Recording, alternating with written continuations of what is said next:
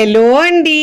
ఈరోజు మన కిచెన్లో చాలా ఈజీగా టేస్టీగా హెల్దీగా చేసుకునే ఒక మంచి బ్రేక్ఫాస్ట్ రెసిపీని ఎలా చేయాలో చూపించబోతున్నానండి. రెగ్యులర్గా తినే మనం ఇడ్లీ, దోశ, వడ, పూరి అదంతా మర్చిపోతారండి. రుచి అయితే చాలా బాగుంటుందండి. హెల్దీగా అలసందలతో వడలు కాకుండా ఇలా కొత్తగా దోశలు వేసుకోండి. రుచి అయితే చాలా బాగుంటుందండి. 1-2తో అయితే అస్సలు ఆగరు. రుచి చూస్తే మళ్ళీ మళ్ళీ కావాలంటారండి. మార్నింగ్ బ్రేక్ఫాస్ట్లోకి లేదంటే నైట్ డిన్నర్లో కూడా ఇలా హెల్తీగా చేసుకొని చక్కగా ఎంజాయ్ చేస్తూ తినేయచ్చండి. రుచి అయితే భలేగా ఉంటుందండి. మరి ఇక ఏమాత్రం ఆలస్యం చేయకుండా చాలా ఈజీగా సింపుల్గా హెల్తీగా చేసుకునే అలసందలతో దోశను ఎలా చేయాలో చూద్దాం రండి. ముందుగా ఇక్కడ నేను ఒక మిక్సింగ్ బౌల్ తీసుకొని అన్ని కొలతలు ఒకదాంతోనే తీసుకోవాలండి. 1 కప్పు అలసందలు తీసుకున్నానండి. నేను ఇక్కడ వైట్గా ఉన్నవి తీసుకున్నాను. మీరు కావాలంటే రెడ్ కలర్లో ఉంటాయి కదండి, అవైనా తీసుకోవచ్చు. 1/2 కప్పు బ్రౌన్ రైస్ తీసుకున్నాను. బ్రౌన్ రైస్ లేని వాళ్ళు రేషన్ రైస్ అయినా వేసుకోవచ్చు. ఇక్కడ నేను హెల్తీగా చేయడానికి ఇలా బ్రౌన్ రైస్ వేసుకున్నానండి. చూడండి, నేను నైట్ నానబెట్టుకున్నానండి. ఒక 4 గంటలు నానబెట్టుకుంటే సరిపోతుంది. నేనైతే మార్నింగ్ బ్రేక్ఫాస్ట్ చేసుకుంటున్నాను కాబట్టి అందుకే నైట్ నానబెట్టుకున్నాను. ఇలా నైట్ నానబెట్టుకుంటే మనకు మార్నింగ్ లేవగానే బ్రేక్ఫాస్ట్ చేసుకోవచ్చండి. పిండిని పులియబెట్టే అవసరం లేదు. గ్రైండ్ చేసిన వెంటనే మనం దోశలు వేసుకోవచ్చండి. ఇప్పుడు మిక్సీ జార్ తీసుకొని వాటర్ మొత్తం వంపేసి మిక్సీ జార్లో అలసందలు బియ్యాన్ని వేసుకోవాలండి. ఫస్ట్ టైం నా ఛానల్ చూస్తున్న వాళ్ళు ప్లీజ్ నా ఛానల్ని సబ్స్క్రైబ్ చేసుకోండి, లైక్ చేయండి, పక్కనున్న బెల్ ఐకాన్ని ప్రెస్ చేయండి. ఇలా ప్రెస్ చేయడం వల్ల నేను పెట్టే వీడియో నోటిఫికేషన్ ముందుగా మీ హోమ్ పేజ్కి వస్తాయండి. ఇలా అలసందలు బియ్యం వేసుకున్న తర్వాత 1 ఇంచ్ అల్లం వేసుకోవాలండి. 1 పచ్చిమిరపకాయని ఇలా తుంచి వేసుకోవాలి. వాటర్ వేసుకొని మెత్తగా గ్రైండ్ చేసుకోవాలండి. వీలైనంత వరకు మెత్తగా గ్రైండ్ చేసుకొని మిక్సింగ్ బౌల్లోకి వేసుకోవాలండి. వాటర్ మరీ ఎక్కువ కాకుండా చూసుకుంటూ వాటర్ని యాడ్ చేసుకోవాలి. కన్సిస్టెన్సీ దోశ కన్సిస్టెన్సీ ఎలా ఉంటుందో సేమ్ అదే విధంగా చూసుకొని వాటర్ని యాడ్ చేసుకోవాలి. ఇప్పుడు దీంట్లో రుచికి సరిపోయినంత ఉప్పు వేసుకోవాలండి. ఉప్పు మీ టేస్ట్ని బట్టి యాడ్ చేసుకోండి. ఇక్కడ నేను యూజ్ చేసే ప్రోడక్ట్స్ ఏమైనా మీకు కావాలంటే నేను డిస్క్రిప్షన్లో లింక్ ఇస్తానండి, అక్కడ నుంచి మీరు బై చేసుకోవచ్చు.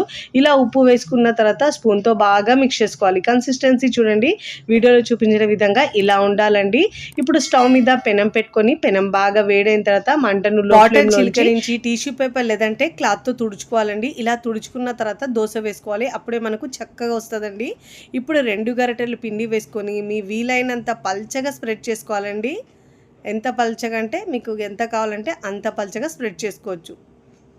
వంట సోడా ఈనో ఏమీ వేసే అవసరం లేదండి. గ్రైండ్ చేసిన వెంటనే మనం ఇలా దోశలు వేసుకోవచ్చు. చాలా సింపుల్ అండి.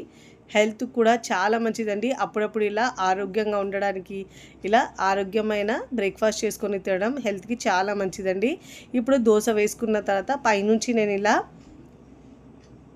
వెల్లుల్లి కారం వేసుకుంటున్నానండి. మీకు నచ్చితే వేసుకోండి, లేదంటే ఇలా ఒట్టిగా తిన్నా కూడా చాలా బాగుంటుంది.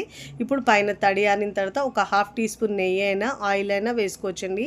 నేనైతే ఇక్కడ ఆయిల్ వేసుకుంటున్నాను. ఇలా వేసుకున్న తర్వాత చక్కగా మంచి గోల్డెన్ కలర్ వచ్చే వరకు దోశను కాల్చుకోవాలండి. ఇలా చక్కగా కాలిన తర్వాత ఫోల్డ్ చేసుకొని ప్లేట్లోకి తీసుకోవాలండి. రుచి అయితే చాలా బాగుంటుందండి. హెల్త్కు కూడా చాలా మంచిది. ఇక్కడ మనం మినపప్పు అవి ఏమి యూజ్ చేయకుండా చేస్తున్నాం కాబట్టి చాలా బాగుంటుందండి. ఇక్కడ మనము ఇప్పుడు ప్లేట్లోకి తీసుకోవాలి. ఇదే విధంగా మిగతా పిండితో మనము ప్రతిసారి దోశ వేసేటప్పుడు వాటర్ చిలకరించి టిష్యూ పేపర్తో తుడుచుకున్న తర్వాతనే దోశలు వేసుకోవాలండి.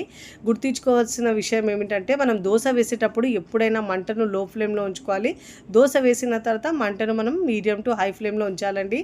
అదే మీరు దోశ వేసేటప్పుడు హై ఫ్లేమ్లో ఉంచితే పిండి అనేది గరిటెకి అతుక్కుంటుంది, దోశలు కూడా సరిగా రావండి. ఇప్పుడు ఇలా చక్కగా కాల్చుకొని అన్ని వైపుల్లో తిప్పుతూ ప్యాన్ని మనము మంచిగా కాల్చుకోవాలి. ఇలా మంచిగా రెడ్ కలర్ వచ్చిన తర్వాత ఫోల్డ్ చేసుకొని ప్లేట్లోకి తీసుకోవాలండి. వేడి వేడిగా సర్వ్ చేస్తే 1కి 2 తినేస్తారండి, అంత బాగుంటాయి. పిల్లలు పెద్దలు కూడా చాలా ఇష్టంగా తినే బ్రేక్ఫాస్ట్. ఇప్పుడు సర్వింగ్ ప్లేట్లోకి సర్వ్ చేసుకుందాం. చాలా ఈజీగా సింపుల్గా హెల్తీగా చేసుకునే ఈ బ్రేక్ఫాస్ట్ మీకు నచ్చితే తప్పకుండా ట్రై చేయండి. ట్రై చేసి ఎలా కుదిరిందో కామెంట్ ద్వారా తెలియచేయండి. మీకు నచ్చిన చట్నీతో సర్వ్ చేయొచ్చు. నేనైతే పల్లి చట్నీతో సర్వ్ చేస్తున్నానండి. రుచి అయితే అద్భుతంగా ఉంది. ఇలా ఉల్లిపాయ నంచుకొని తింటే రుచి అయితే భలేగా ఉంటుంది. వీడియోని లైక్ చేయండి, లైక్ చేసి హై బటన్ని నొక్కండి. ఫ్రెండ్స్ ఫ్యామిలీకి షేర్ చేయండి. మరికొన్ని టేస్టీ సింపుల్ క్విక్ రెసిపీస్ కోసం నా ఛానల్ని సబ్స్క్రైబ్ చేసుకోండి. Thanks for watching. Bye bye.